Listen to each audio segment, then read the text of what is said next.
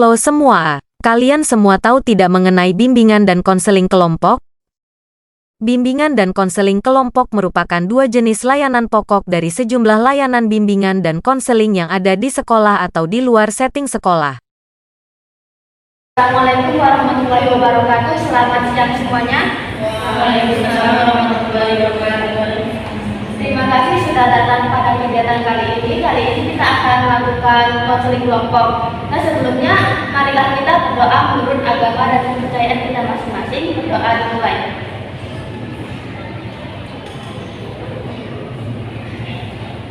Berdoa selesai. Teman-teman semuanya sudah pada tahu belum dengan nama masing-masing? Berarti saya dulu ya. Perkenalkan, nama saya Sania Sarah. Saya mahasiswa dari GK IPB angkatan 2022. Sama seperti kalian semuanya. Kalau boleh tahu nama teman-teman yang sebelah sini siapa ya? Saya Kak Vicky. Nama saya Kak Rosagila. Nama saya Nama saya Deni Kak. Baik, terima kasih semuanya. Apakah kalian ingin bermain game? Misalnya gini, nama saya kan Sania, terus nanti nama kakak ini itu Sania, nama kakak ini terus Sania, kakak ini terus nama kakak ini. Mulai dari saya ya. Nama saya Sania. Sania Widya. Sania Widya Putri. Sania Widya Putri Ayunda. Sania Widya Putri Ayunda Dumi. Nah, begitu ya teman-teman. Baik, terima kasih. Sebelumnya, ini kan kita sedang melakukan konseling kelompok. Saya akan menjelaskan tentang konseling kelompok. Oh ya, sebelumnya ada yang tahu nggak apa itu konseling kelompok? Belum. Oke, konseling kelompok itu layanan dari bimbingan konseling yang merujuk pada dinamika kelompok. Terus nanti ada kayak kita kan ada suatu masalah nih. Terus nanti kita kasih solusi kepada teman-teman kita. Nah, udah tahu kan? Ada yang udah tahu belum tujuan konseling kelompok itu apa? Nah, tujuannya itu misalnya kita ngasih masalah nih, dengan cerita menunjukkan masalah kita, terus nanti kita memberi solusinya gitu. Nah, teman-teman, sebelumnya saya akan menyebutkan asas-asas bimbingan konseling dulu yang akan kita lakukan di sini. Asas-asas dari konseling kelompok itu yang pertama asas keterbukaan. Berarti teman-teman di sini saling terbuka, saling menceritakan semua masalah yang ada. Yang kedua, asas kerahasiaan. Berarti teman-teman di sini harus merahasiakan apa yang kita ceritakan di sini. Dan yang ketiga, asas kesukarelaan. Berarti teman-teman di sini sudah hadir dengan sukarela dan dengan menceritakan masing-masing masalah yang dengan sukarela. Oke teman-teman, sebelumnya apakah teman-teman masing-masing mempunyai masalah? Kalau boleh tahu apa-apa saja masalah dari masing-masing teman-teman semuanya? Saya kurang menyimak kejadian tugasnya dan kerjaan nanti dan menangis nggak kasih kerjaannya jadinya kurang senang Aku ya, berarti kan kalau masalah itu kayak aku sering nunda-nunda pekerjaan berarti sama ya sama masalah saya tentang kan saya punya pacar nih, terus dia udah semester akhir. Nah dia kan habis kuliah wisuda ini kan sudah dia nanti kayak balik kerjaan nih di rumah gitu, jadi saya nggak bisa hari ini gitu kayak LDR lah dia.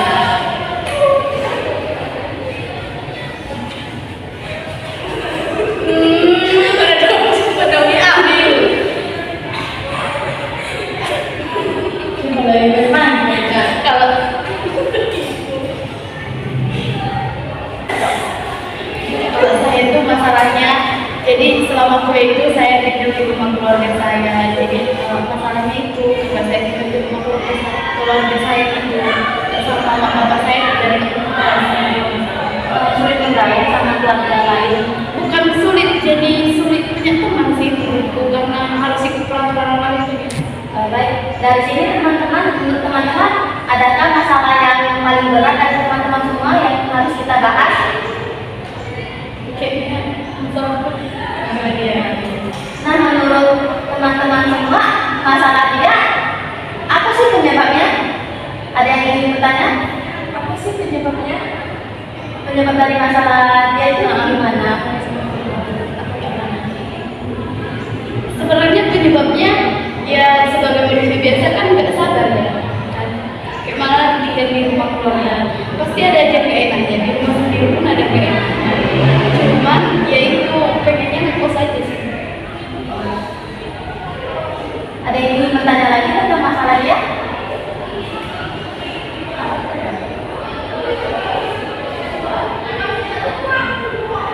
Apa sih yang masalah yang sering membuat kau kesal di dalam keluarga dia buat kayak kau nggak pernah ibaratnya disuruh sesuatu pilihannya itu nggak ada, ya emang harus mau kan, namanya juga numpang di tempat keluarga. Terus satu masalahnya baru merasa asing aja gitu, kalau di rumah sendiri kan suka hati ya itu sih. Terus ada rasa takut gitu kalau bang nggak tepat waktu. Ada yang lain yang ingin bertanya?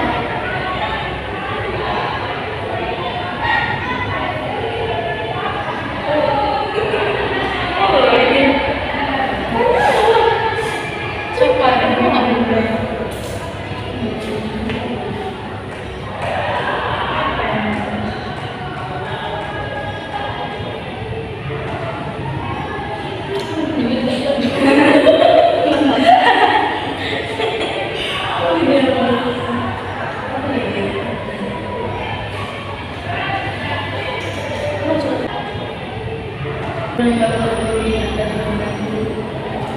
Yaitu peraturan yang bikin gak betah itu karena jam 8 malam itu udah ditutup ya, nggak boleh keluar malam. Satu, terus kalau izin mau jalan-jalan sama teman itu kalau libur itu sebenarnya dikasih, cuman kayak berat gitu. Iya, ada rasa nggak enak gitu mau izin, apalagi kalau baratnya tiap hari Sabtu kan libur, apalagi mau pergi itu tiap hari Sabtu. Baratnya sebenarnya Sabtu di minggu pertama itu ngecek kelompok, Sabtu di minggu kedua itu bikin video tugas contohan. Padahal mau jalan-jalannya itu di Sabtu minggu ketiga kan, cuman kita merasanya dipikirnya aku jalan-jalan terus. Tapi nggak diizinkan gimana? Diizinkan, cuman itulah namanya rasa nggak enak gitu loh. Sebenarnya dikasih, ibaratnya aku mau jalan-jalan pun dikasih. Tapi nanti kami tuh di rumah itu ada tiap malam itu ada acara sebelum tidur itu ada baca Alkitab terus doa. Nanti dibilang tuh di situ harus tahu mana prioritas. Cuman sebenarnya baik, tapi ya namanya masih muda pengennya ya yang kurang-kurang ya kan, pengennya kurang-kurang. Nah, menurut kakak apa sih yang bisa solusi dari biar gak di itu gimana di rumah itu tentang kos tentang biar dari itu karena masalah kakak itu? Solusi yang tergampangnya sih itu ya ngekos. Cuman sebenarnya kalau aku pengen jadi orang yang lebih baik atau maju gitu harus aku berkomunikasi dan bisa kakak lagi aja, karena sebenarnya di rumah itu bagus untuk membimbing aku itu bagus gitu, sebenarnya untuk menjaga aku. Cuman namanya masih ini pengennya bebas aja, egonya pengennya bebas. Baik, teman-teman di sini ada yang ingin menanyakan lagi tentang masalah Kak Nomi? Baiklah teman-teman, siapa yang bisa mengambil kesimpulan dari masalah Kak Nomi dan solusi yang bisa kita temukan di sini? Tidak ada ya? Menurut saya, Nomi misalnya jadi kalau terus nanti kayak itu terus sekali jadinya kebebasan terus kan mesti dijaga. Menurutku yang berkata itu udah baik sih. Itu kan kalau pernah teman di kampus saja waktu ngampus, kalau kemarin istilah keluar main ya kayak istilah pasti ada yang lain. Mungkin sih kalau aku lebih kayak ini kos gitu, karena kalau dia mau musuh kan mungkin dia bisa lebih ngerti kan jaga diri dia beda dengan yang kayak dia tinggal sama orang tua kan. Nah kalau ngekos kan bisa kalau mau ya memang kan di kos itu kan ada jam waktu batas pulangnya kan, tapi kok kan lebih terbiasa kayak mandiri, kok kan ada yang sebagainya gitu ya, kayak masak segala macam gitu kan, itu kayak lebih terbiasa mandiri sih menurut aku. Jadi menurut Kak Domi, solusi mana nih yang harus kakak pilih nantinya? Untuk saat ini sih saya milihnya akan bertahan di situ karena sebenarnya tinggal di situ tuh lebih banyak enaknya daripada nggak enaknya. Enaknya itu semuanya kan gratis ya, terus kerjanya itu cuma nyetrika baju aja. Kalau nyuci itu pakai mesin, terus yang masak itu waktu aku cuma itu aja sih enaknya, lebih banyak enaknya. Cuman di gak enaknya itu nggak bisa keluar, sama ada rasa gak enak. Padahal aku pengen keluar, itu aja yang gak enaknya. Jadi ngerasa lebih terkekang.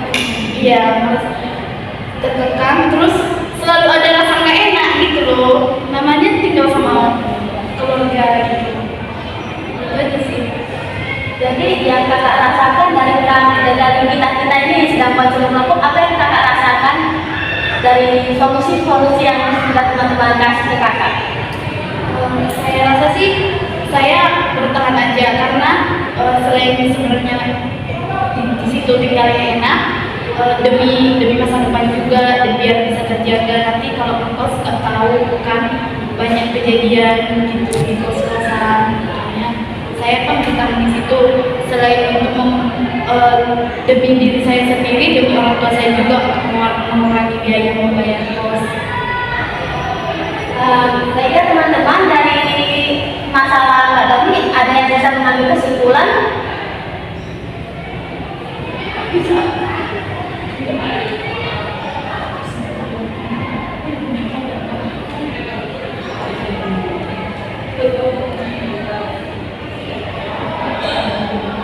Oke, baiklah teman-teman, saya akan mengambil kesimpulan dari Kak Domi. Jadi Kak Domi ini masalahnya tadi tentang keluarga ya. Jadi Kak Domi memilih lebih bertahan karena memang lebih gampang untuk lebih bertahan dalam keluarga. Oke, baiklah teman-teman, sekian konseling kelompok hari ini. Terima kasih kepada teman-teman yang sudah hadir pada kegiatan kali ini. Sebelum kita menutup acara kali ini, marilah kita berdoa menurut agama dan kepercayaan kita masing-masing. Berdoa dimulai.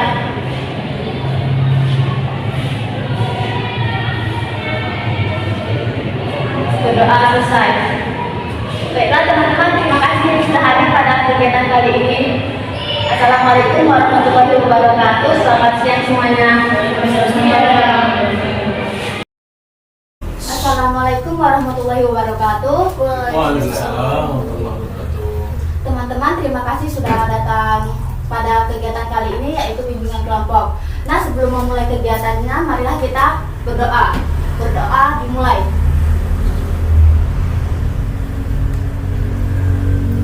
Berdoa selesai. Nah, teman-teman udah pada kenal semua belum dengan nama teman-teman sendiri? Sudah. Teman-teman, sebelumnya ada yang udah tahu belum bimbingan kelompok ini apa? Belum. Kegiatan yang dilakukan sekelompok. Kata si Siska, tadi ada kegiatan yang dilakukan kelompok. Ada yang lain? Tidak ada ya. Baiklah, jadi bimbingan kelompok itu adalah suatu kegiatan atau bimbingan yang dilakukan melalui dinamika kelompok. Kegiatan itu berisi tentang bimbingan atau misalnya kayak penjelasan mengenai pemahaman yang akan dibahas. Nah, di bagian bimbingan kelompok ini ada dua topik.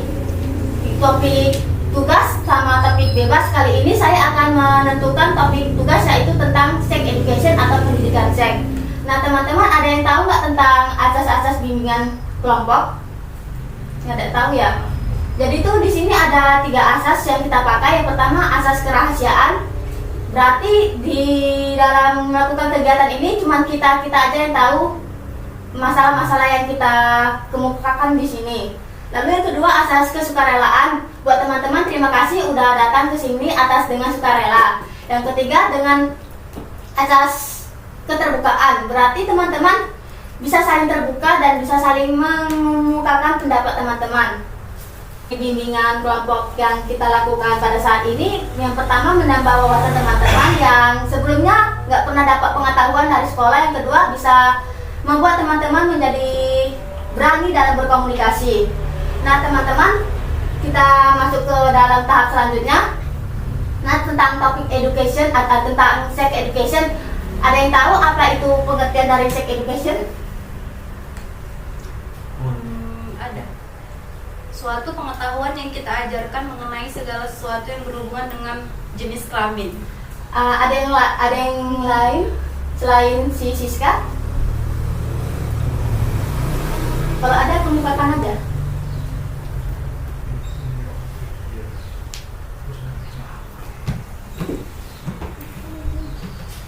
Ada yang nggak tahu?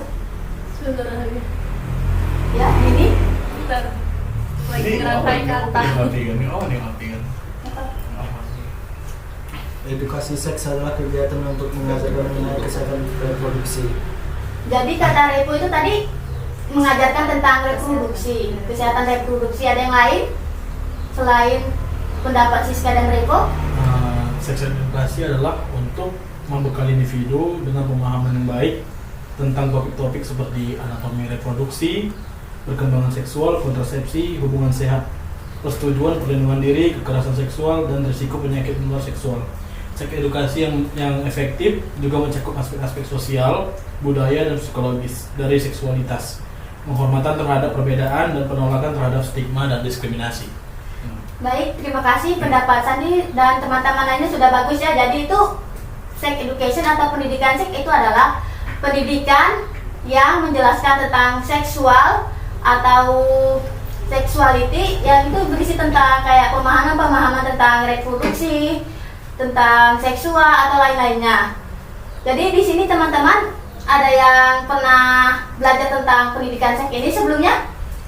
Belum ada. Baiklah, kita di sini akan menggali tentang pendidikan seks ini. Nah, menurut teman-teman, siapa-siapa aja yang harus mendapatkan pendidikan seks? Menurut saya sih mungkin anak-anak kecil yang terutama tuh dari sekitaran umur 5 tahun sampai remaja ya. Tapi untuk orang tua yang belum tahu juga itu bisa juga nanti akan dibekali untuk ke anak-anaknya kemudian hari. Baik, terima kasih Dini. Ada yang lain mengungkapkan pendapatnya?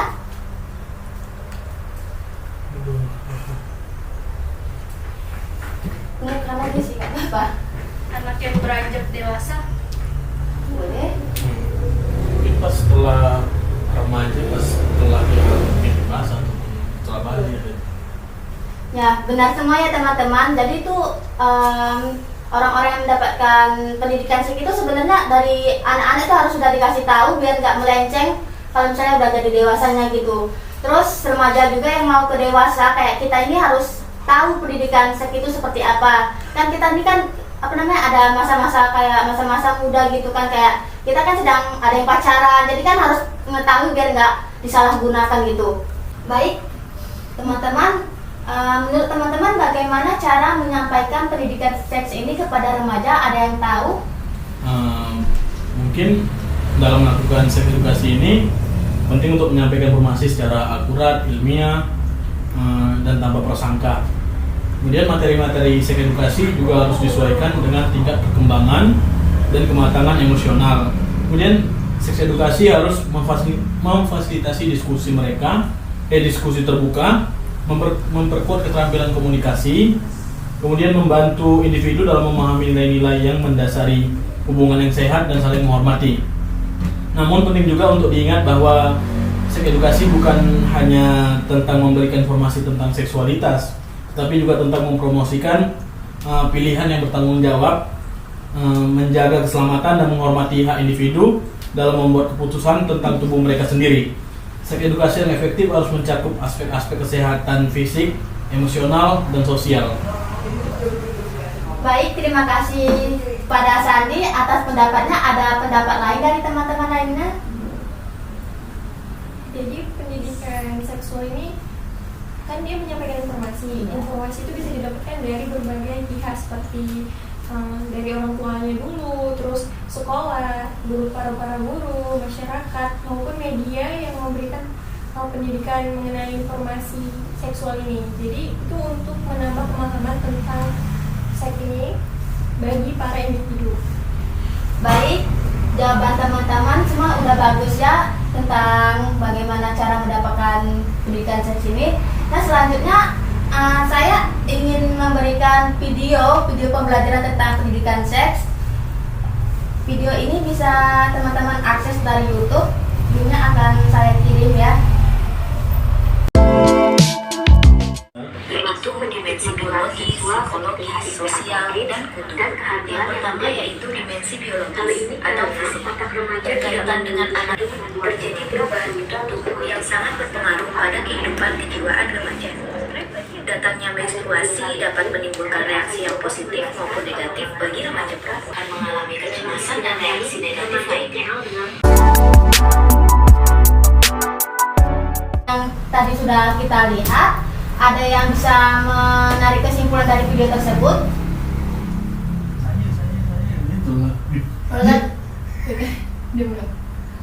Menurut saya sih itu tuh dari kesimpulan video itu tuh kita tahu betapa pentingnya tuh sex education ya.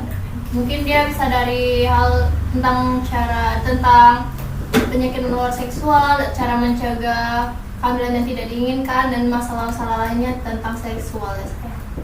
Baik, terima kasih kepada Dini. Ada yang lain mengungkapkan pendapatnya? Pentingnya komunikasi juga, pentingnya komunikasi yang terbuka dapat menekankan mengenai kebutuhan, menceritakan gitu bagaimana kebutuhannya, terus preferensi dan batasan dalam hubungan seksual itu bagaimana. Pokoknya komunikasi lah, komunikasi yang terbuka. Baik, tadi kata Siska tentang komunikasi. Ada yang lain pendapatnya? Pentingnya persetujuan. Jadi setiap tindakan itu ada persetujuan yang jelas dalam setiap tindakannya. Terus konsensus dan rasa saling nyaman antara semua pihak terlibat adalah aspek yang penting dalam hubungan seksual yang sehat dan bermartabat. Baik, terima kasih tadi pada Manda ya. Ada yang lain bisa mengungkap pendapatnya? Saya pentingnya penggunaan metode kontrasepsi. Dapat mengedukasi tentang berbagai metode kontrasepsi yang tersedia untuk mencegah kehamilan yang tidak diinginkan, mengetahui pilihan kontrasepsi yang efektif dan memilih yang sesuai dengan kebutuhan individu adalah penting dalam menjaga kesehatan seksual. Ada yang lain? Oke, mungkin dari video itu tadi ya. Umumnya itu biasanya itu pentingnya penghormatan terhadap pilihan individu. Ya.